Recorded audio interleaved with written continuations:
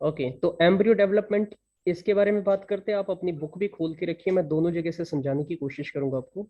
सबसे पहला सवाल तो ये होता है कि एम्ब्रियो होता क्या है। तो you know it's very simple.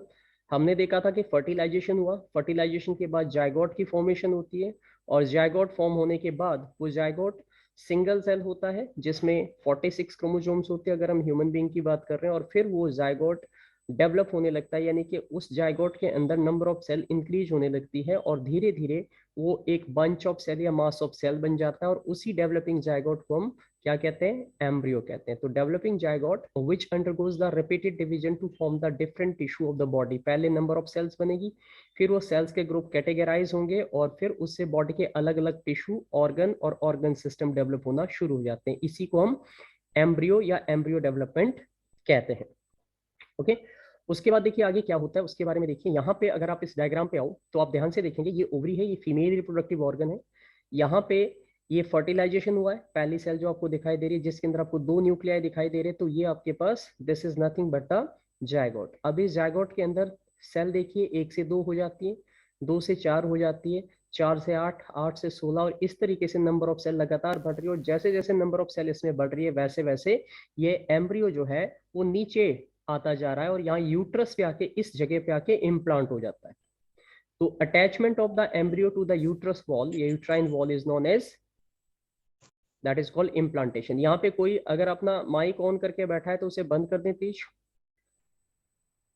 Okay, तो this is what the idea of the. अब उसके बाद क्या होता है इस बात को भी बड़े ध्यान से समझना। अब जब ये अटैचमेंट हो गई, ठीक है, यूट्रस के अंदर जो एम्ब्रियो है वो इम्प्लांट हो गया, उसके बाद मदर के बॉडी से ब्लड के थ्रू उस एम्ब्रियो को लगातार न्यूट्रिशन मिलेगा, फूड मिलता रहेगा, और वो धीरे धीरे क्या करेगा? डेवलप करेगा। और इस तरीके से अब मदर का जो आगे का जो हिस्सा है पेट का वो थोड़ा सा बल्ज आउट होने लगेगा, क्योंकि जैसे जैसे वो अंदर बड़ा हो रहा है बेबी वैसे वैसे वो डेवलप हो रहा है। तो उसकी वजह से जो मदर है उसको उसके लिए स्पेस बनाना पड़ता है, तो वो इस तरीके से शेप बनती है जो आप देख पा रहे हो पिक्चर में। तो यहाँ पे प्लेसेंटा क्या होता है, ये जो आपको इसमें डायग्राम में एक ब्लू और रेड कलर की एक कोड जैसी चीज दिखाई दे रही है, इसी को बोलते हैं प्लेसेंटा फॉर्मेशन।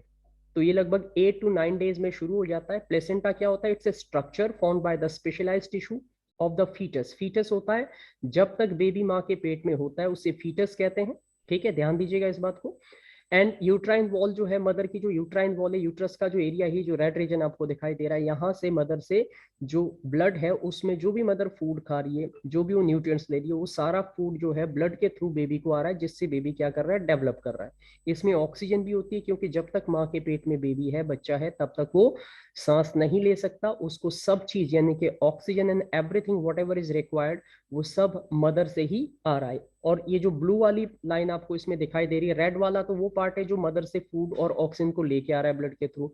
और ब्लू वाली जो कोड है वो ये बताती है कि जो वेस्ट बेबी के बॉडी में बन रहा है उसे वो वापस कहाँ लेके जा रहा है? मदर के ब्लड में लेके जा रहा है। फिर मदर का ब्लड उसे फिल्टर करेगा और बॉडी से बाहर निकालेगा। राइट। सो अगला पॉइंट देखिए नीचे, nutrients come into the fetus from the mother's blood and waste go out from the fetus into the mother's blood। और इसीलिए ये जो ब्लू है वो ये बताता है कि ये इम्प्योर पार्ट ब्लड का वापस लेके आ रहा है, और रेड लाइन जो है वो ये बताती है कि ये प्योर पार्ट जो है ब्लड का वो मदर से बेबी तक पहुंच रहा है। राइट। अब आगे देखते हैं।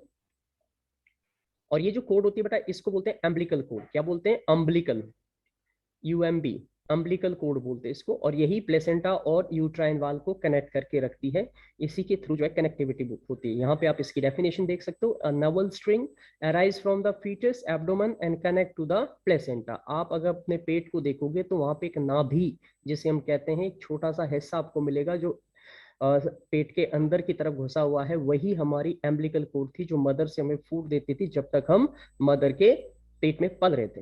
राइट।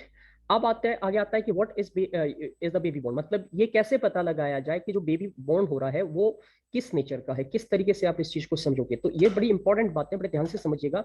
और ये टॉपिक आपको ये ना अगर अपनी बुक देखोगे तो पेज नंबर 119 में determination of sex of child in the human beings, ये इस टॉपिक के नाम से ये वहां पे मिलेगा। ठीक है, तो अब ध्यान से मेरी बात को सुने और समझे। तो embryo develop various body part. Embryo धीरे धीरे उसमें अलग अलग हिस्से बनते हैं। सबसे पहले आपका ब्रेन बनता है, हार्ट बनता है, लेग्स बनते हैं, ठीक है, आर्म्स बनती है, बॉडी के अंदर के ऑर्गन बनते हैं, और इस तरीके से ये फीटस डेवलप होने लगता है। और लगभग इसमें टोटल 9 मंथ का समय लगता है टू कंप्लीट फीटस को डेवलप होने में। और फिर वो फीटस जब पूरी तरीके से कंप्लीट हो जाता है तो नेचुरल वे में वो मदर के बॉडी से बाहर निकलता है, जिसको हम डिलीवरी कहते हैं या बर्थ ऑफ द चाइल्ड कहते हैं। तो जायगोट ने एम्ब्रियो बनाया, एम्ब्रियो से फीटस हुआ, और फीटस से फिर धीरे धीरे, ठीक है, वो बेबी डेवलप होके बॉडी से बाहर आने की तैयारी कर रहा है, जो कि 9 मंथ, और अगर मैं वीक्स की बात बताऊं तो 50 टू आई थिंक 40 वीक्स का टाइम लगता है। 40 वीक्स का समय उसमें लगता है, ठीक है।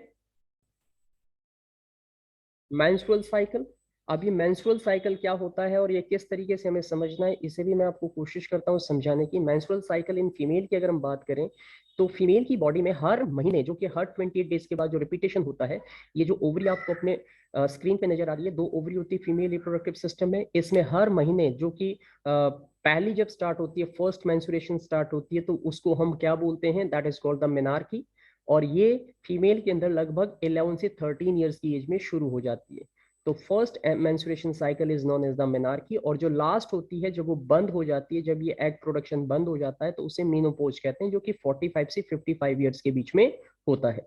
तो an egg is release from either of the ovary after every 28 days. हर 28 दिन के बाद एक ओवरी में से एक एग रिलीज होता है, और वो एग जो है क्या करता है, वो वेट करता है फॉर द नेक्स्ट 24 आवर्स, और वो यूट्रस उसके लिए अपने आप को प्रिपेयर करता है। ये जो आप नीचे देख पा रहे हो वी शेप में रेड कलर की लाइनिंग, ये यूट्रस की इंडोमेट्रियम लाइनिंग है, जो अपने आप को तैयार कर रहा है किस चीज के लिए, कि अगर ये फर्टिलाइजेशन होगा तो यहाँ पे इम्प्लांटेशन होना है, एम्ब्रियो को आके इम्प्लांट होना है, और वो बेबी यहाँ पे डेवलप होना है। तो उसके लिए ये इंडोमेट्रियम लाइनिंग थिकनिंग हो जाती है। अगर वो फर्टिलाइजेशन हुआ तो वो सब कुछ होगा जो हमने पिछले लेक्चर में पढ़ा, कि कैसे वो डेवलप करेगा, फीटस बनेगा, और फिर 9 मंथ के बाद उसका बर्थ होगा। बट अगर फर्टिलाइजेशन नहीं हुआ देन क्या होगा, तब जो है ये सारी की सारी जो है, जो भी प्रिपरेशन थी, ठीक है, वो बेकार जाएगी। मतलब no fertilisation mean no zygote form, और जायगोट नहीं बनेगा तो फिर एम्ब्रियो के डेवलपमेंट का तो सवाल ही नहीं होता है। इसलिए ये पूरी की पूरी इंडोमेट्रियम लाइनिंग जो है वो ब्रेक डाउन हो जाती है, टूट जाती है, और बॉडी से बाहर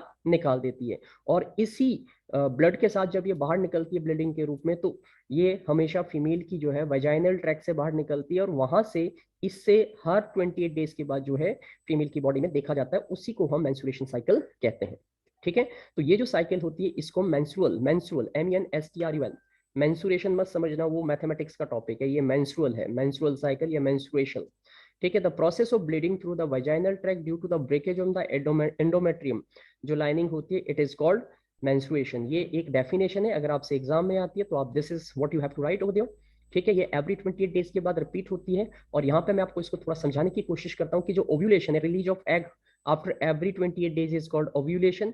अगर वो एग फर्टिलाइज हुआ तो सिंपल सी बात है, क्या होगा, यू जायगोट बनेगा, जायगोट से एम्ब्रियो बनेगा, एम्ब्रियो से फीटस बनेगा, और फिर उसके बाद, ठीक है, वो बर्थ करेगा। लेकिन अगर फर्टिलाइज नहीं हुआ तो फिर जो भी प्रिपरेशन हुई थी वो सारी प्रिपरेशन यूजलेस होती है, और उसे बॉडी को बाहर निकालना होता है। और ये जो ब्लीडिंग होती है फीमेल की बॉडी में लगभग 2 to 6 डेज देखने को मिलती है, और हर 14 डे के बाद फिर से नया ओव्यूलेशन होगा, नया ओवम रिलीज होगा, और 28वें दिन वो ओवम, एक्चुअली 18वें दिन वो ओवम जो है रिलीज होके फीमेल की, ठीक है, फेलोपियन ट्यूब में आ जाएगा।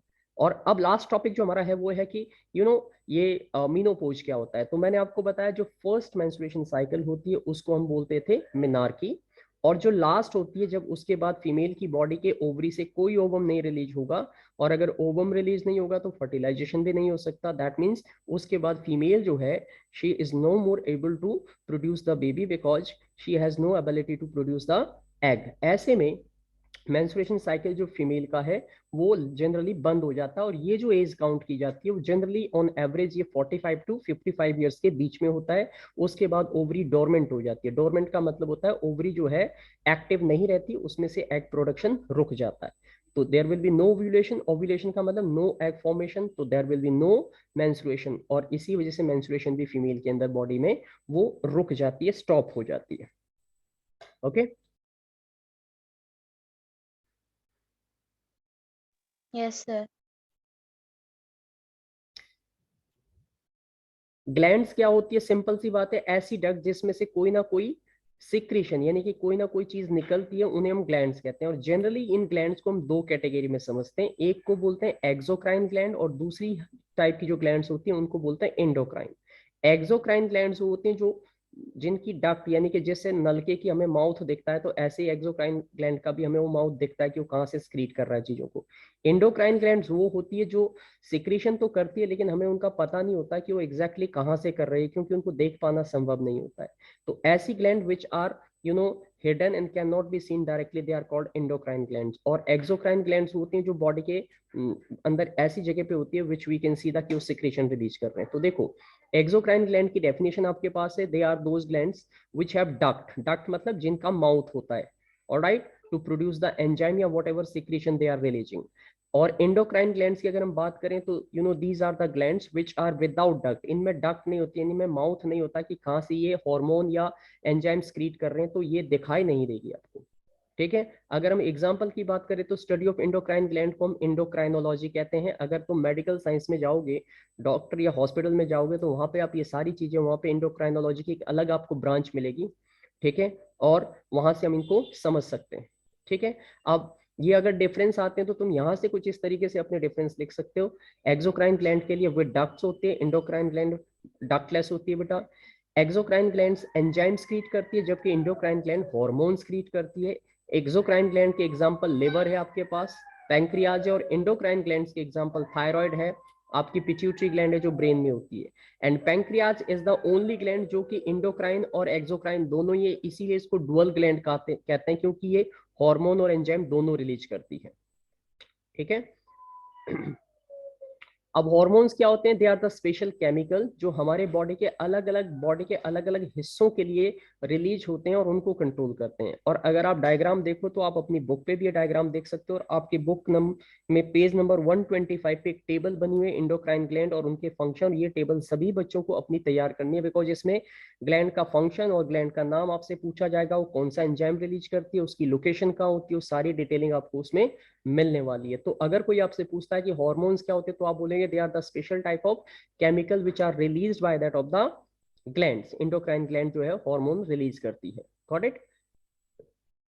और भले ही वो हार्मोन कहीं पे भी रिलीज होते हो, बॉडी के किसी भी हिस्से में रिलीज होते हो, लेकिन अल्टीमेटली वो पहुंचते कहाँ पे, जहां पे वो जिस एक्शन के लिए वो बने होते हैं और उसी को वो स्पेसिफिक टारगेट उनका देखने को मिलता है, राइट। जैसे आपका जो ग्रोथ हार्मोन है वो यहाँ पे, ये देखिए डायग्राम देखो अपने बुक स्क्रीन पे, यहाँ पे आपको ये यहाँ पे दो ग्लैंड है, एक है पिट्यूटरी ग्लैंड और एक है थाइमस ग्लैंड। जो आपकी हाइट बढ़ती है वो पिट्यूटरी ग्लैंड से निकलने वाले हार्मोन से बनती है, और उस हार्मोन का नाम होता है growth hormone, that is called growth hormone. और ये जो ग्रोथ हार्मोन है यही आपकी हाइट को डिसाइड करता है। अगर ये सही टाइम पे प्रॉपरली रिलीज होता रहेगा तो सिंपल सी बात है आपकी हाइट प्रॉपर रहेगी। अगर आप यहाँ नेक पे आ जाओ बेटा, तो यहाँ पे थायराइड ग्लैंड होती है और यहाँ से जो हार्मोन निकलता है उसे थायरॉक्सिन कहा जाता है। ठीक है, एड्रेनल ग्लैंड से एड्रेनलिन हार्मोन निकलता है, लोकेशन आप देखिए, लेबलिंग आप देख सकते हो। पैंक्रियाज से पैंक्रियाटिक हार्मोन जिसको इंसुलिन कहते हैं, जो हमारे ब्लड शुगर लेवल को कंट्रोल करता है। और जो एक ही डिफरेंस होता है मेल और फीमेल में हार्मोन का, कि फीमेल के अंदर जो है वो ओवरी होती है जो फीमेल सेक्स हार्मोन रिलीज करती है, ठीक है, और मेल के अंदर टेस्टिस होती है जो मेल सेक्स हार्मोन रिलीज करती है। ये डिफरेंस होता है, बाकी सारे के सारे हार्मोनल ग्लैंड्स हमारे बॉडी में चाहे मेल है या female, they are same, similar होती है। ठीक है, तो इनके बारे में अब लोकेट करवा रहा हूं मैं, इनकी लेबलिंग आपको करवा देता हूं सिंपल सी। सबसे पहले बात करेंगे पिट्यूटरी ग्लैंड। लोकेशन देखिए डायग्राम के अकॉर्डिंग, ये बिल्कुल ब्रेन के बीचों बीच होती है, it is located in the brain and it is also called master gland कहते हैं इसको। क्यों? क्योंकि बाकी जितनी भी ग्लैंड्स हमारी बॉडी में, उन सभी की फंक्शनिंग भी यही ग्लैंड कंट्रोल करती है। दैट्स वाई पिट्यूटरी ग्लैंड को मास्टर ग्लैंड कहते हैं। और ये आपके लिए जो हार्मोन रिलीज करती है, उस हार्मोन का नाम है GH, जिसकी फुल फॉर्म होती है ग्रोथ हार्मोन। ठीक है, तो ये ग्रोथ हार्मोन है। और ये देखिए एक्सेसिव सिक्रेशन अगर GH का हो जाए ग्रोथ हार्मोन का, तो एक बीमारी पैदा होती है जिसको बोलते हैं जैजेंटिज्म। अब जैजेंटिज्म क्या होता है? जिसमें आदमी बहुत ज्यादा बड़ा हो जाता है और राक्षस की तरह बहुत ज्यादा डरावना दिखता है। और अगर ये ग्रोथ हार्मोन जरूरत से कम पैदा हो तो ड्वार्फिज्म होता है। ड्वार्फिज्म का मतलब होता है जहां पे आदमी बौना रह जाता है, उसकी हाइट नहीं बढ़ पाती। तो ये देख लीजिए कि हमारी ग्रोथ हार्मोन से ही हमारी हाइट डिसाइड होती है। और इसीलिए इस एज में, जिस एज में आप लोगे, तो आपका अगर डाइट प्रॉपर रहेगा तो आपको ग्रोथ हार्मोन प्रॉपर मिलता रहेगा और आपकी जो हाइट वगैरह है वो सही तरीके से बैलेंस होगी। दूसरा डायग्राम देखो, ये है थायराइड ग्लैंड बेटा। थायराइड ग्लैंड का लोकेशन आपके नेक रीजन में होता है, ठीक है। और ये इसकी लोकेशन से आप डायग्राम से देख सकते हो, ये बिल्कुल गले के पास होती है। और ये जो रिलीज करती है, वो जो हार्मोन रिलीज करती है, थायरॉक्सिन रिलीज करती है। एंड ये थायरॉक्सिन क्या करता है, ये आपके मेटाबॉलिज्म को, ठीक है, और आपके प्रोटीन और फैट के डाइजेशन को बैलेंस करता है। तो कुछ लोग बहुत सारा खाना खाते हैं लेकिन उनके बॉडी में वो लगता ही नहीं है। इसमें उनको क्या करना चाहिए, they should go to the doctor and they should check out their thyroid या थायरॉक्सिन का चेकअप कराना चाहिए कि कहीं उनको थायराइड की प्रॉब्लम तो नहीं है। ये देखिए, अगर ये थायराइड हमारा जो है, इसको प्रॉपर मात्रा में एक खास तरीके का मिनरल चाहिए जिसे बोलते हैं आयोडीन। अगर वो आयोडीन प्रॉपरली आपको नहीं मिलेगा तो ये थायराइड आपका स्वेलअप हो जाएगा, सूज जाएगा, और इस बीमारी को कहते हैं गोइटर। ये जनरली एडल्ट में देखने को मिलती है। और आप इस पिक्चर से देख पा रहे हो कि ये जो फीमेल है, इसका नेक पूरा स्वेलअप हो गया है, सूज गया है, और इसी enlargement of the thyroid gland का नाम क्या है, गोइटर है। तो ये डेफिशिएंसी डिजीज होती है जो आयोडीन की कमी से होती है। इसके अलावा देखिए, बच्चों के अंदर अगर हम देखें तो बच्चों के अंदर अगर थायरॉक्सिन प्रॉपरली नहीं रिलीज हुआ है तो उनके अंदर देखो, पिक्चर से आप समझ पा रहे हो कि वो किस तरीके की प्रॉब्लम उनमें होती है। उस बीमारी का नाम होता है, तो उसको बोलते हैं क्रेटिनिज्म। ये बच्चों में होगा, बड़ों के अंदर थायराइड होगा। और बच्चों में अगर थायरॉक्सिन की प्रॉपरली फंक्शनिंग नहीं है, थायराइड प्रॉपरली काम नहीं कर रही है, थायरॉक्सिन नहीं रिलीज हो रहा है, तो इसे क्रेटिनिज्म कहते हैं। और इसमें स्टंटेड ग्रोथ, एक तो हाइट रुक जाएगी बच्चे की, शॉर्ट फिंगर, उंगलियां छोटी रहेगी, डिफॉर्म बोन्स एंड टीथ, दांत और जो हड्डियां हैं वो मुड़ने लग जाएगी। जैसे कि आप पिक्चर में देख पा रहे हो, इस बच्चे की लेग्स अगर आप देखोगे तो वो बिल्कुल बैंड सी हो गई है, ठीक है। एब्डोमन गेट पॉट वैली, पेट बाहर निकल जाएगा, मेंटली रिटार्डेड रहेगा, दिमागी तौर से बच्चा जो है वो कमजोर रहेगा। ये जो है वो क्रेटिनिज्म यानी कि थायरॉक्सिन की कमी से होने वाली प्रॉब्लम है। पैंक्रियाज, जो कि पैंक्रियाटिक एंजाइम रिलीज करती है, पैंक्रियाज का डायग्राम देखिए, स्टमक के जस्ट नीचे होती है, ठीक है। और इसे मैंने अभी अभी आपको बताया था, इसे हम डुअल ग्लैंड कहते हैं क्योंकि ये दोनों ही काम करती है। ये हार्मोन भी रिलीज करती है और ये एक तरीके से एंजाइम भी रिलीज करती है। तो अगर हम बात करें कि कौन से पैंक्रियास से क्या निकलता है, तो इंसुलिन। आपने ब्लड शुगर या डायबिटीज नाम सुना होगा, तो जिन लोगों का लिवर में प्रॉपरली इंसुलिन नहीं निकलता, उनमें ब्लड के अंदर शुगर का लेवल बढ़ जाता है और उसी बीमारी को कहते हैं डायबिटीज। तो लोअर ब्लड शुगर लेवल को ये यू नो अगर ब्लड शुगर हाई हो जाए तो ये नॉर्मल करता है, उसे लोअर करता है। और एक और हार्मोन होता है, उसे कहते हैं ग्लूकागोन। तो अगर किसी आदमी के अंदर ब्लड शुगर लेवल अचानक से लो हो जाता है तो ये उसको इंक्रीज करता है। तो ये दो हार्मोन जो है वो पैंक्रियास से रिलीज होते हैं, ठीक है। उसके बाद डेफिशिएंसी ऑफ इंसुलिन, इंसुलिन की कमी से होने वाली डिजीज भी आपको पता होनी चाहिए, that is called the diabetes mellitus. Alright, और इससे ब्लड शुगर लेवल हमारा हाई कर जाता है क्योंकि इंसुलिन हमारा प्रॉपरली नहीं बनता। इसको कंट्रोल करने के लिए इधर you have to take the medicine और देयर आर सर्टेन इंजेक्शन जिन्हें इंसुलिन इंजेक्शन कहा जाता है, जो आपके ब्लड लेवल पे, ठीक है, उस इंसुलिन को पूरा करते हैं जो आपकी, ठीक है, पैंक्रियाज नहीं रिलीज कर पा रही है। एड्रेनल ग्लैंड की बात करें तो एड्रेनल ग्लैंड की अगर हम बात करें तो एड्रेनल ग्लैंड जो है ये हमारे किडनी के जस्ट ऊपर की तरफ, ये जो आपको थोड़े डार्क से पैचेस दिखाई दे रहे हैं, यही एड्रेनल ग्लैंड्स होते हैं। और ये एक बहुत ही इंपॉर्टेंट हार्मोन रिलीज करते हैं, उस हार्मोन का नाम है एड्रेनलिन। ये हमारा फियर एंड फ्राइट हार्मोन कहलाता है कि जब हमें डर लगता है या जब हमें अपने आप को सेव करना होता है तो उस टाइम पे यही हार्मोन है जो हमें जिंदा रखने में मदद करता है, नहीं तो हमारा कार्डियक अरेस्ट हो सकता है, आपकी हार्ट बीट रुक सकती है। तो it secrete the adrenaline that regulate the heart beat, breathing rate and blood pressure. क्योंकि ये हार्मोन अगर किसी का नहीं प्रॉपरली रिलीज होता है तो ऐसे व्यक्ति को हार्ट अटैक आने के चांसेस रहते हैं। वो अचानक से डर जाएगा तो उसकी सांसें रुक नहीं पाएगी, ब्लड प्रेशर उसका बहुत हाई हो जाएगा। तो इस तरीके की कॉम्प्लिकेशंस इसमें होती है। अब अगर मैं फीमेल की बात करूं तो फीमेल के अंदर जो ग्लैंड्स होती है एंडोक्राइन ग्लैंड, वो है ओवरी, जो हमने पढ़ा था, जो क्या रिलीज करती है, ओवम रिलीज करती है, ठीक है। तो ओवरी जो है, ओवम रिलीज करने के अलावा, एग रिलीज करने के अलावा ये एक और काम भी करती है, और उस एक और काम का नाम है that is called the sex hormone for the female. तो ये जो सेक्स हार्मोन रिलीज करती है उनका नाम है एस्ट्रोजन, जो कि एग के प्रोडक्शन में हेल्प करता है, ठीक है। और एक एस्ट्रोजन के अलावा दूसरा क्या था, प्रोजेस्ट्रॉन था। दो सेक्स हार्मोन फीमेल की बॉडी में होते हैं। तो एस्ट्रोजन जो एग की प्रोडक्शन में हेल्प करता है और जो प्रोजेस्ट्रॉन है वो सेकेंडरी सेक्सुअल कैरेक्टर को डेवलप करने में हेल्प करता है फीमेल की बॉडी के अंदर। एंड द लास्ट हमारे पास आ जाती है टेस्टिस। टेस्टिस जो ये भी इंडोक्राइन ग्लैंड्स होती है और ये सिर्फ मेल में देखने को मिलेगी, ठीक है। और यहाँ पे भी जो हार्मोन रिलीज होता है उसे कहते हैं testosterone, that is called testosterone, right. तो दे secrete the testosterone that help in the sperm production, development of the secondary sexual character in the male. तो ये कौन है, ये कौन है ये ऋतिक, म्यूट कर ले अपने आप को। ये भी दिख रहा है बेटा कि आप लोग पीछे से कितनी मेहनत कर रहे हो, है ना, यहाँ लड़ाई कर रहे हो बैठ के, ग्रेट। तो यहाँ पे चैप्टर हमारा कंप्लीट हो जाता है, ठीक है। और चैप्टर कंप्लीट होने के साथ साथ सिलेबस भी आपका कंप्लीट हो जाता है। अब कल से आपका रिवीजन प्रोसीजर शुरू होगा और संस्कृत के अंदर बचे खुचे जो चैप्टर है उन्हें मैं कंप्लीट कराने की कोशिश करूंगा आपकी। सो आप सभी बच्चों को अब अलर्ट हो जाना है, बिकॉज 15 फरवरी के आसपास से आपके एग्जाम शुरू होंगे, जिसमें सबसे पहले जो आपके एग्जाम होने वो होने आपके ओरल टेस्ट होने हैं, यानी कि आपके वाइवा होने। हर सब्जेक्ट के वाइवा होंगे, इसलिए कॉन्सेप्ट बहुत स्ट्रॉन्ग कर लो अपने, मेहनत कीजिए जितना कर सकते हो, ओके। क्योंकि आपकी मेहनत ही आपको अच्छे नंबर से पास करवाएगी या फिर हो सकता है फेल भी करवा दे।